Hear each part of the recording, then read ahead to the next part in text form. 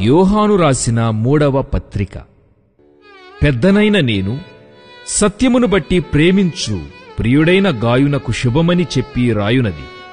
ప్రియుడా, నీ ఆత్మ వర్ధిల్లుచున్న ప్రకారము నీవు అన్ని విషయములలోనూ వర్ధిల్లుచు సౌఖ్యముగా ఉండవలెనని ప్రార్థించుచున్నాను.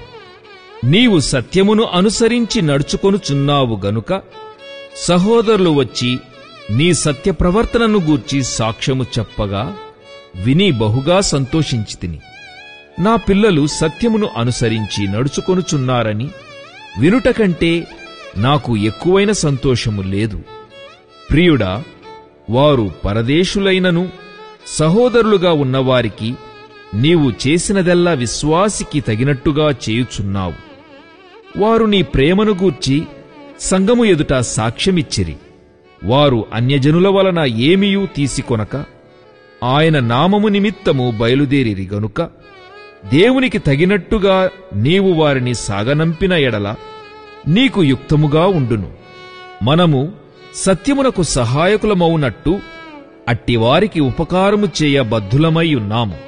నేను సంఘమునకు ఒక సంగతి రాసితిని. అయితే వారిలో ప్రధానత్వము కోరుచున్న దియోత్రెఫే మమ్మును అంగీకరించుటలేదు.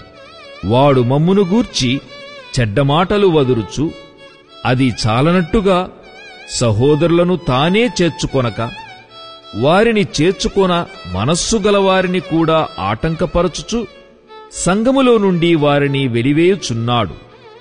అందుచేత నేను వచ్చినప్పుడు వాడు చేయుచున్న క్రియలను జ్ఞాపకము చేసుకొందును. ప్రియుడా, చెడు కార్యమును కాక మంచి కార్యముననుసరించి నడుచుకొనుము. మేలు చేయువాడు దేవుని సంబంధి, కీడు చేయువాడు దేవుని చూచినవాడు కాడు. దేమేత్రియు అందరి వలనను సత్యము వలనను మంచి సాక్ష్యము పొందినవాడు. మేము కూడా అతనికి సాక్ష్యమిచ్చుచున్నాము.